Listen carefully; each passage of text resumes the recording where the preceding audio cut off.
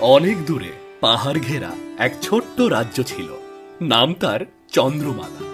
এই রাজ্যের রাজা সূর্যসেন ও রানী চন্দ্রাবতীর একমাত্র কন্যা ছিল রাজকুমারী রূপা। সে এতই সুন্দরী ছিল যে তাকে দেখে সকলেই বলতো, এ যেন চাঁদের আলো মাটিতে নেমে এসেছে। তবে রূপার সবচেয়ে বড় গুণ ছিল তার দয়া। সে তার জন্মদিনে নিজের হাতে গরিবদের অর্থ দান করত। হঠাৎ গ্রামে ভয়ঙ্কর খরা দেখা দেয়। ফসলি জমিগুলো শুকিয়ে যেতে থাকে। এতে গ্রামের সবাই চিন্তিত হয়ে পড়ে। এই দুঃসময়ে রাজা সূর্যসেন প্রজাদের জন্য কিছুই করতে পারে না। প্রজাদের এমন কষ্ট দেখে রাজকুমারী ভীষণ দুঃখ পায়। এরপর রাজকুমারী মহলে ফিরে রাজাকে বলে, বাবা, আপনি এই দুঃসময় প্রজাদের জন্য কিছু করবেন না? মা, আমি তো আমার সবটুকু ক্ষমতা দিয়ে চেষ্টা করলাম, কিন্তু কিছুই করতে পারলাম না, কারণ মেঘ বৃষ্টি তো সব উপরওয়ালার হাতে।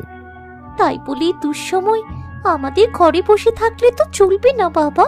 এখন দেখা ছাড়া আমাদের আর কি বা করার আছে? আচ্ছা বাবা, এমন দুর্যোগ কতদিন থাকবে? জানি না মা, তবে এর আগে এমন দুর্যোগ এসেছে, আর যে বছর এমন দুর্যোগ হয়েছে সে বছর অনেক মানুষ না খেয়ে মারা গেছে। রাজার মুখে এমন কথা শুনে রাজকুমারী আরো চিন্তিত হয়ে যায়।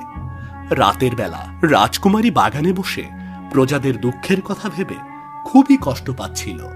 হঠাৎ আকাশ থেকে তার সামনে এক আলো ঝরে পড়ে। মারে, কাঁদিস না মা, কাঁদিস না। শুধু ভালোবাসা দিয়ে অন্যের কষ্ট দূর করা যায় না, মাঝে মাঝে এর জন্য কঠিন পথ পাড়ি দিতে হয়। আপনি কি বাবা? আর আমি কেন কাঁদছি সেটা আপনি কি করে জানলেন? আমি এক ফকির দরবেশ, আর আমি সব জানি তুই কেন কান্না করছিস। তুই যদি সত্যি তোর প্রজাদের ভালোবেসে থাকিস, তাহলে তোকে এক কঠিন পথ পাড়ি দিতে হবে। বলুন বাবা, আমাকে কোথায় যেতে হবে? প্রজাদের সুখের জন্য আমি সব কিছু করব। বেশ, তবে তাই যদি হয় তাহলে তোকে এই কঠিন পথ পাড়ি দিয়ে খুঁজে আনতে হবে চাঁদের ফুল, যা লুকানো আছে কুহেলিকা পর্বতের গোপন গুহায়।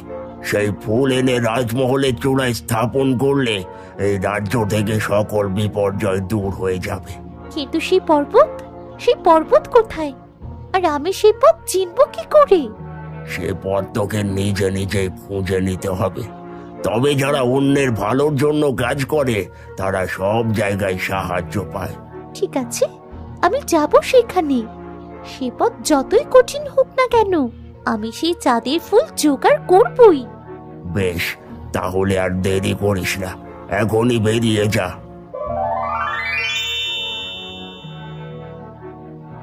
রাজকুমারী রূপা এক মুহূর্তেও দেরি না করে সে একাই রওনা দিল কুহেলিকা পর্বতের উদ্দেশ্যে।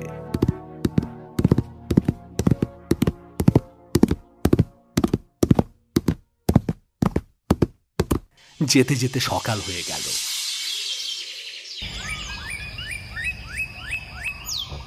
এরপর রাজকুমারী গিয়ে পৌঁছালো এক রহস্যময় জঙ্গলে, যেখানে গাছেরা কথা বলতো। তুমি কোথায় যাচ্ছ? তুমি গাছই কথা বলছো? হ্যাঁ, আমি শুধু তাদের সাথেই কথা বলি যারা অন্যের বিপদে নিজেকে সর্বদা নিয়োজিত রাখে। আর তুমিও তো তেমনই একজন মানবী।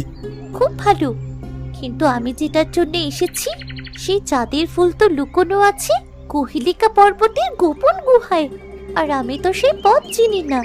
তুমি কি আমায় সাহায্য করতে পারবে? হ্যাঁ, আমি তোমার মতন ভালো মানুষদের সব সময় সাহায্য করে থাকি। তাহলে বলো, আমি কোন পথে গেলে সে পর্বতের দেখা পাবো? যাও, সামনের দিকে এগিয়ে যাও। তারপর তোমার সামনে একটা নদী পড়বে। সেই নদী পার হলে একটা পাহাড়ের পথ পাবে, আর সেই পথই তোমাকে ওই পর্বতের গুহায় নিয়ে যাবে। তবে মনে রেখো, ওই গুহার সামনে এক দৈত্য থাকে। সেই দৈত্যর হাত থেকে নিজেকে সামলে রেখো। ঠিক আছে, অনেক ধন্যবাদ তোমাকে সঠিক পথ দেখানোর জন্য। এবার তাহলে আসি আমি। হ্যাঁ, যাও।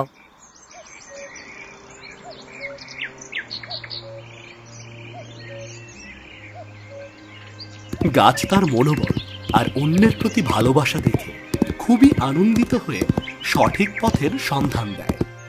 এরপর যেতে যেতে রাজকুমারী গিয়ে পৌঁছায় সেই নদীর কাছে। এই তো সেই নদী। এই নদী পার হলে সেই পর্বতের রাস্তায় যেতে পারবো, কিন্তু পার হব কি করে? ওই তো ওইখানে একটা নৌকো দেখছি, এই নৌকো দিয়ে ওপারে যেতে হবে।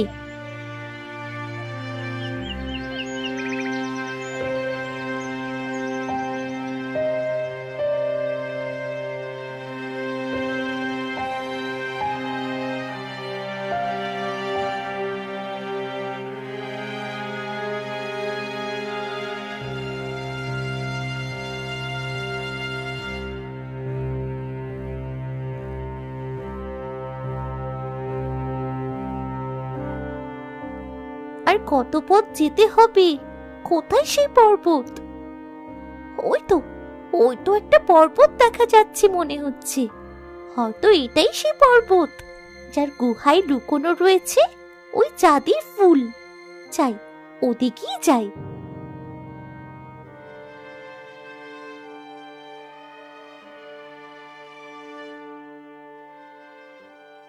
অনেক পথ পাড়ি দিয়ে শেষমেশ রাজকুমারী কুহেলিকা পর্বতের গুহার সামনে এসে পৌঁছায়। এই তো পর্বতের গুহা মনে হচ্ছে। আর এখানেই সেই চাঁদ ফুল রয়েছে। কিন্তু গাছ বলছিল ভয়ঙ্কর দৈত্যের কথা। কোথায় সে দৈত্য? আমি তো কাউকেই দেখতে পাচ্ছি না। চাই তো একবার ভেতরে গিয়ে দেখে আসি।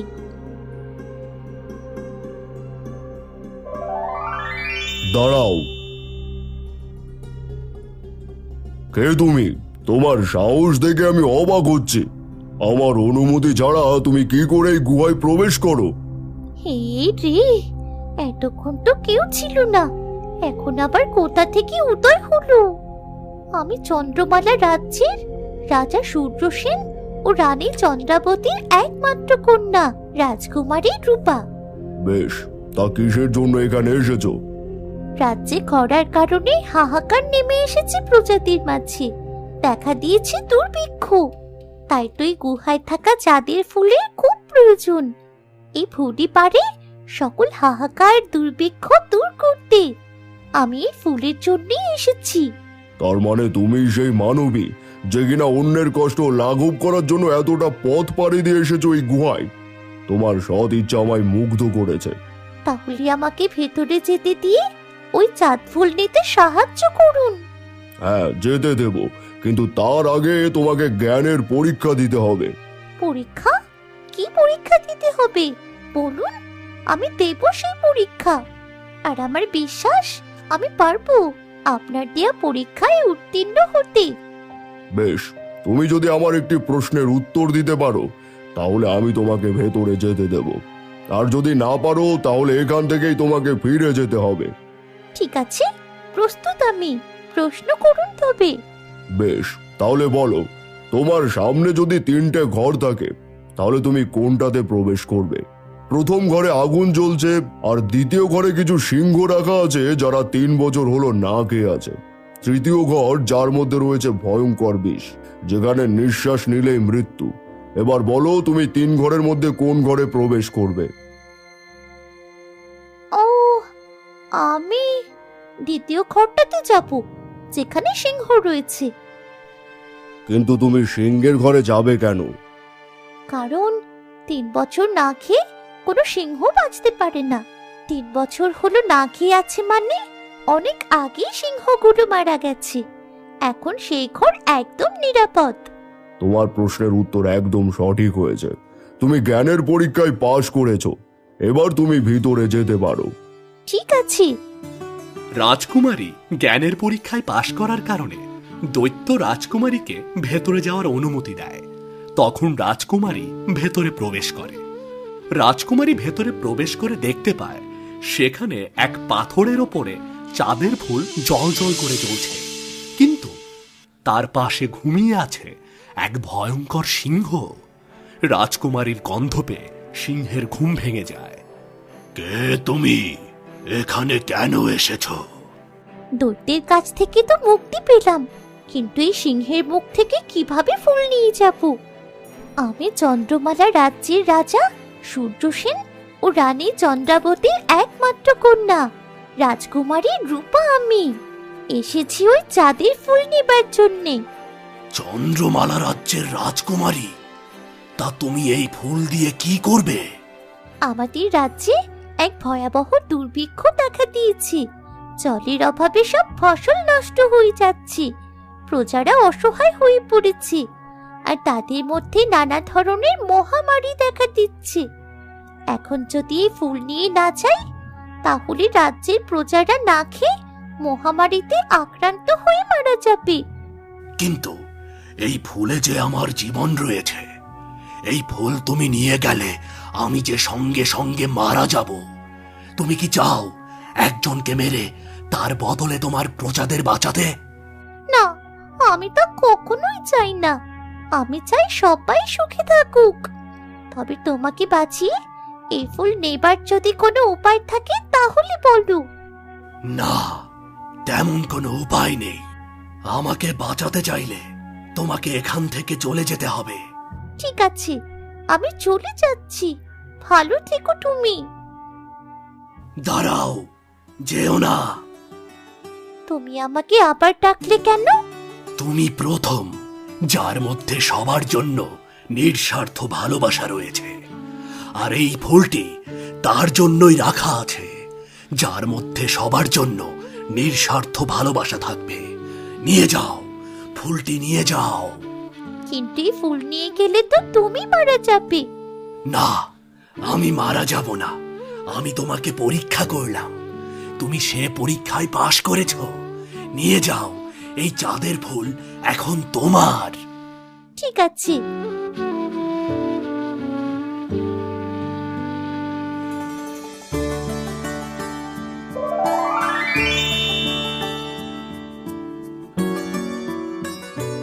তার মানে তুমি একজন মানুষ? কি তুমি? তোমার পরিচয়? হ্যাঁ, আমিও তোমার মতো একজন মানুষ। আমি তোমাদের রাজ্যের সেনাপ্রধানের পুত্র। আমি অভিশপ্ত হয়ে এতদিন পশুর রূপ ধারণ করেছিলাম। আজ আমি মুক্ত। তুমি এই ফুল হাতে নিয়ে আমাকে মুক্ত করলে। দরবেশ বাবা বলেছিল, যদি কোনো মহামানবী হাতে চাঁদের ফুল নিতে পারে, তাহলে তুই মুক্তি পাবি। ঠিক আছে, তাহলে চলো আমরা ওই ফুল নিয়ে রাজ্যে ফিরে যাই। রাজ্যে সবাই যে বড় বিপদে আছে। হ্যাঁ, চলো যাওয়া যাক।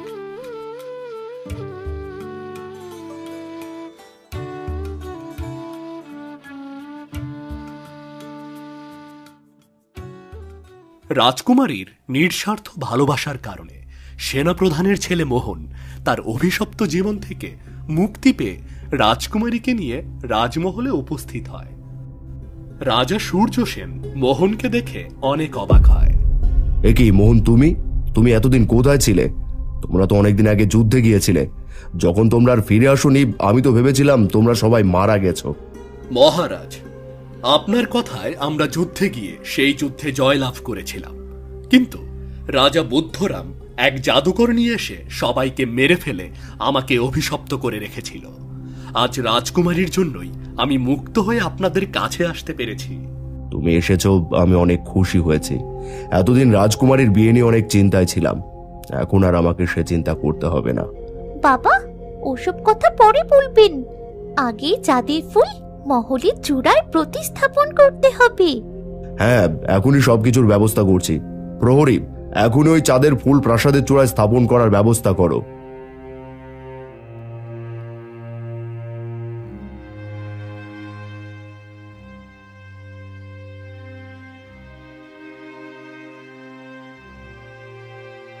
চাঁদের ফুল প্রাসাদের চূড়ায় স্থাপন করা হলো। সে রাতেই রাজ্যে নামলো প্রবল বৃষ্টি।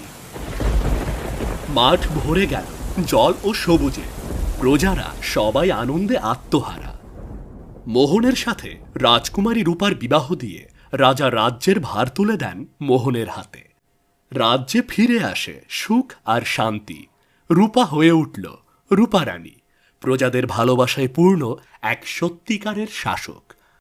আর সবকিছুর কারণ ওই চাঁদের ফুল, এই ফুল শুধু খরায় মেঘ আনে না, আনে শান্তি, ভালোবাসা ও সত্যের শক্তি।